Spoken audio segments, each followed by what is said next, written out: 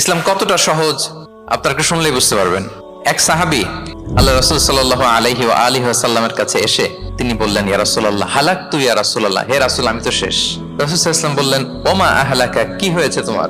তো সে বলে, ওয়াকাআতু আলা ইমরাআতি ফি রমাদান, আমি তো রমজান মাসে দিনের বেলায় আমার স্ত্রীর সাথে মেলামেশা করে ফেলছি, একেবারে ফাইনাল মেলামেশা, আমার সিমেন আউট হয়ে গেছে বডি থেকে। এজন্য সে অস্থির হয়ে রাসূল সাল্লাল্লাহু আলাইহি ওয়াসাল্লামের কাছে এসে, ইয়া রাসূলুল্লাহ আমি তো শেষ, আমারে বাঁচান, আমারে বাঁচান। আমি আপনাদেরকে বোঝাচ্ছি হচ্ছে ফ্লেক্সিবিলিটি, ইসলাম যে কতটা ফ্লেক্সিবল এটা আগে মাথায় রাখেন, যে what is the essence of flexibility in Islam. ইচ্ছা করে যদি কেউ রোজা ভাঙে, তার বিধান হচ্ছে তার কাজাও করতে হবে, কাফফারাও দিতে হবে। কাজা মানে একটা রোজার জন্য আরেকটা রোজা, আর কাফফারা হচ্ছে হয় তাকে একটা দাস আজাদ করতে হবে, অথবা তাকে 60টা রোজা রাখতে হবে টানা, অথবা 60 জন মিসকিনকে খাওয়াতে হবে। তো সে যখন এসে বললো, ইয়া রাসূলুল্লাহ আমাকে বাঁচান, কি করবো আমি? রাসূল সাল্লাল্লাহু আলাইহি ওয়াসাল্লাম বলেন, আচ্ছা ঠিক আছে, তুমি এই কাজ করে ফেলছো, তোমার তো পেনাল্টি হয়েছে। তো পেনাল্টি কি? তো বলে যে, রাসূল সাল্লাল্লাহু আলাইহি ওয়াসাল্লাম বলেন যে তুমি একটা দাস আজাদ করে দাও। বলে, ইয়া রাসূলুল্লাহ এই সক্ষমতা আমার নাই, আমি দাস আজাদ করবো কোত্থেকে? আচ্ছা এটা পারবা না, তো তাহলে টানা 60টা রোজা রাখো কাফারা হিসেবে, টানা 60 দিন রোজা রাখতে হবে, রমজান চলে যাওয়ার পরে 60 দিন রোজা, এটা রাখো। বলে, ইয়া রাসূলুল্লাহ এটাও পারবো না আমি। আচ্ছা এটাও যদি না পারো, তাহলে তুমি 60 জন মিসকিনকে খাবার খাইয়ে দাও। এবার সে বলে, ইয়া রাসূলুল্লাহ খাবারও খাওয়াতে পারবো না আমি, এই সামর্থ্য নাই। কি বিপদ!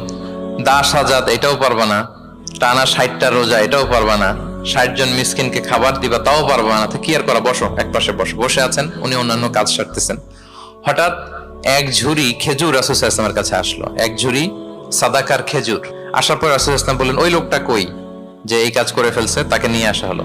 রাসূল সাল্লাল্লাহু আলাইহি ওয়াসাল্লাম বললেন, যাও, দাসও আজাদ করতে পারবা না, 60টা রোজাও রাখতে পারবা না, 60 জন মিসকিনকে খাবারও দিতে পারবো না, তাহলে এক ঝুড়ি খেজুর আমার দরবারে আসছে, চ্যারিটির সাদাকার খেজুর, যাও এগুলো গরিবদের মাঝে বিতরণ করে দাও, তাসাদ্দাক বিহা ফিল মাদিনা, মদিনায় বিতরণ করে দাও।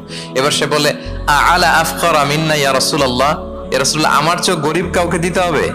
রাসূল সাল্লাল্লাহু আলাইহি ওয়াসাল্লাম বললেন, হ্যাঁ গরিব কাউকে দিবা। বলতেছে, এই পুরো মদিনাতে আমার চেয়ে গরিব আর কেউ নাই। কি বিপদ! তোমার চেয়ে গরিব আর কেউ নাই? বলতেছে, আমি সবচাইতে মদিনায় গরিব। বলতেছে, তাহলে কি আর করবো, নিয়ে যাও বাসায়, তুমি আর তোমার ফ্যামিলির সবাই মিলে এটা খাও। চিন্তা করেন, আসছিল পেনাল্টি দিতে, নিয়ে গেল এক ঝুড়ি, কথা বোঝা নাই, নিয়ে গেল এক ঝুড়ি খেজুর। দেখেন what is the flexibility of Islam. Islam কতটা ফ্লেক্সিবল, মানুষের সুবিধা অসুবিধাকে ইসলাম কতটা গুরুত্ব দেয়। আমরা ইসলামকে বোঝানোর ক্ষেত্রে, এক্সপ্লেইন করার ক্ষেত্রে এগুলো মাথায় রাখি না। তাহলে ইসলামের এই যে ফ্লেক্সিবিলিটি যখন কোনো নন মুসলিম দেখে, এই হাদিস যদি কোনো নন মুসলিম পড়ে, আপনি বলেন সে কি আর অন্য ধর্মে থাকতে পারবে?